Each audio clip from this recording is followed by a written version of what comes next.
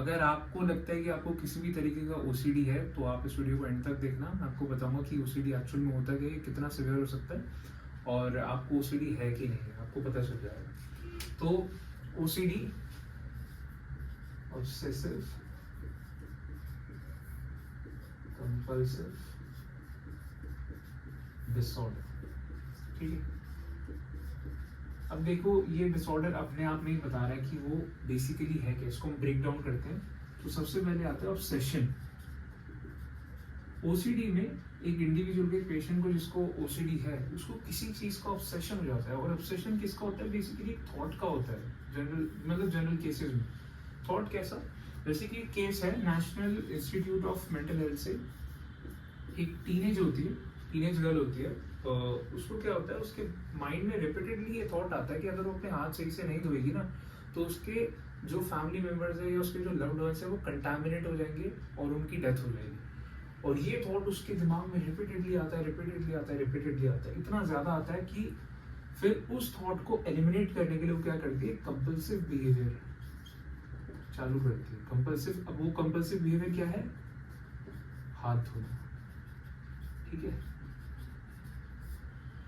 लेकिन नॉर्मल लोगों की लाइफ में क्या होता है, हमें लगा कि यार हमारे हाथ कहीं से गंदे हो गए, हमारे हाथ में कोई जर्म्स वगैरह आ गए, तो हम एक बार हाथ धो के अपना फिर काम शुरू करेंगे जो भी हमें काम करना है। लेकिन ऐसे लोगों में जिनको ओसीडी है, जिनको ऑब्सेशन हो रहा है उस थॉट को, क्या करेंगे, कंपल्सिवली हाथ धोएंगे। मतलब दिन में कम से कम 100 से ज्यादा बारी हाथ धो देंगे वो। इतना, और इस केस में इतना ज्यादा हुआ कि उस लड़की के हाथ लाल होने लगे, क्रैक्स आने लगे, यहाँ तक कि ब्लीडिंग भी होने लगी। लेकिन उसका थॉट नहीं रुक रहा था। बार बार हर थोड़ी देर में वो थॉट आया जा रहा है कि अगर वो अपने हाथ सही से नहीं धोएगी तो उसके लव्ड वन कंटामिनेट हो जाएंगे, मर जाएंगे। उस बेचारी को फिर बार बार हाथ धोने पड़ रहे, बार बार हाथ धोने पड़ रहे। तो ये केस था ओसीडी का। ये होता है जेन्युइन केस ओसीडी का, जो हमें नॉर्मली होता है ना कि हमने कहीं थोड़ा स्पेलिंग एरर देखा या हमने कहीं क्या कहते हैं थोड़ा सा ग्रामेटिकल एरर देखा तो हमें लगा कि नहीं यार ये तो हमें ओसीडी है। यार वो नॉर्मल होता है, वो इतना नहीं होता।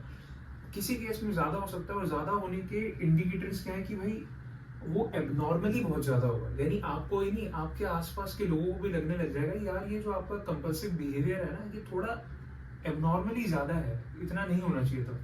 और दूसरा क्या है, जो मैंने बताया हर वीडियो में अपने बताता हूँ, आपकी डे टू डे फंक्शनिंग में इम्पैक्ट आने लग जाएगा, ठीक है। मतलब आप डेली जो काम करते हो, डेली जो आपके यूजुअल काम है उनमें इम्पैक्ट आने लग जाएगा। सुबह आपको मतलब आपको रात को नींद सही से ना आना, सुबह सही से ना उठ पाना, सुबह आप ऑफिस जा रहे हो तो ऑफिस सही से नहीं जा पाना, या कॉलेज जा रहे हो तो कॉलेज में आप सही से फंक्शन नहीं कर पा रहे अपनी ऑब्सेसिव और कंपल्सिव बिहेवियर्स की वजह से, तो आपको ओसीडी हो सकता है, ठीक है। और तीसरा क्या है कि आपके जो आसपास के लोग हैं उनकी लाइफ में भी अगर कहीं ना कहीं इम्पैक्ट आ रहा है, उनके वेलबींग में इम्पैक्ट आ रहा है, तो भी आपको कोई ना कोई डिसऑर्डर हो सकता है। तो ये हो गया ओसीडी। तो ओसीडी में जैसे मैंने बताया बहुत सिंपल था, समझ रहे हैं इसको, ज्यादा कुछ नहीं है। एक ऑब्सेशन होती है, वो किसी भी चीज की हो सकती है, थॉट की जनरली ज्यादा होती है। और एक कंपल्सिव बिहेवियर होता है, उसको ऑब्सेशन को एलिमिनेट करने के लिए, ठीक है। तो यहाँ पे भी ऑब्सेशन और यहाँ पे कंपल्सिव बिहेवियर, इसको एलिमिनेट करने के लिए। और इसकी जो साइकिल चलती रहती है, तो ये हमारा क्या बन जाता है, ओसीडी बन जाता है, ठीक है। ऐसे कई सारे और एग्जांपल है। एक और केस था, उसमें क्या होता है, लड़का होता है 27 से 28 साल का, तो वो जब भी घर से निकलता है हमेशा चेक करते हैं कि उसका गैस ऑन है कि ऑफ है। और नॉर्मली लोग कितनी बार चेक करेंगे, एक बार, ज्यादा से ज्यादा 2 बार। वो 40 से 50 बार चेक करता था कि उसका गैस ऑन है कि ऑफ है। उसको फिर रियलाइज होने लगा कि यार ये बहुत ज्यादा हो रहा है, और ऑफिस आने के बाद भी मेरे दिमाग में रिपीटेडली आ रहा है कि गैस ऑफ तो नहीं है या गैस ऑन तो नहीं है। फिर उसने साइकोलॉजिस्ट वगैरह को कंसल्ट करा, तब पता चला उसको ओसीडी है उस चीज का। ऐसी और कई सारे केस होते हैं। कुछ लोगों को ना रिलीजियस ओसीडी होता है, ठीक है।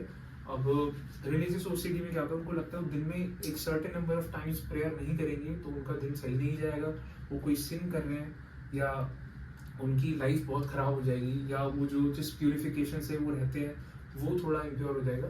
तो ऐसे भी रिलीजियस ओसीडी होते हैं। आप इनके केसेस नेट पे पढ़ सकते हैं, क्योंकि वो आपको अपने हिसाब से देखना पड़ेगा। अगर आपको लगता है आपको कोई रिलीजियस ओसीडी भी है तो अगेन जैसे मैंने बोला यार किसी साइकोलॉजिस्ट वगैरह से कंसल्ट करना ज़्यादा जरूरी है।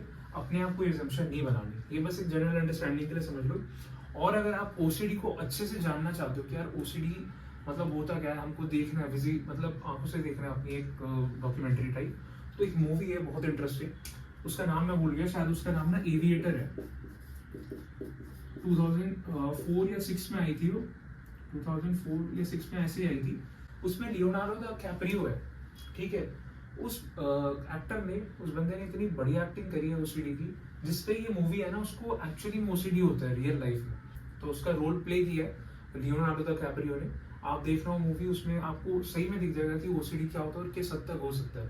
एक और मूवी है द फंडामेंटल्स ऑफ केयरिंग या ऐसे कुछ नाम था उसका, उसमें सेलिना गोमेज है और पॉल रूड है। पॉल रूड जिन्होंने मार्वल में एंटमैन का रोल किया है, तो ये दोनों बहुत बढ़िया एक्टर है। सेलिना गोमेज को तो आप जानते हैं। तो ये मूवी भी आप देखना, उसमें एक बच्चा होता है व्हील चेयर पे, तो उसका जो ओसीडी होता है वो ट्राउमा से लिंक होता है, तो आप लिंक्ड होता है, तो आपको काफी सारी चीजें समझ में आएगी और बहुत इंटरेस्टिंग लगेगी देखने में, और ओसीडी की भी बहुत बढ़िया अंडरस्टैंडिंग डेवलप होगी। तो यार इस वीडियो में यही था। ओसीडी में ज्यादा नहीं है, बस एक ऑब्सेशन को समझना होता है और कंपल्शन को समझना होता है। बाकी जेनेटिक और बिहेवियरल बायोलॉजिकल कॉजेज भी ज्यादा होते हैं, लेकिन अगेन मुझे लगने लगा कि वो वीडियो थोड़ी एकेडमिक ज्यादा हो रही है। जैसी मेरे व्यूअर्स बढ़ने लगेंगे और मेरे को पता चलेगा कि मेरी ऑडियंस क्या देखना पसंद कर रही है, अगर वो जेनेटिक या बायोलॉजिकल कॉजेज देखना पसंद कर रही है तो मैं जेनेटिक और बायोलॉजिकल कॉजेज भी बताऊंगा। बाकी जनरल अंडरस्टैंडिंग के लिए इतना समझना बहुत जरूरी है कि ओसीडी क्या होता है, ओसीडी में क्या दो इंपॉर्टेंट चीज होती है, ऑब्सेशन और कंपल्शन, और उसके केसेस मैंने आपको बता दिए और मूवीज भी मैंने बता दी।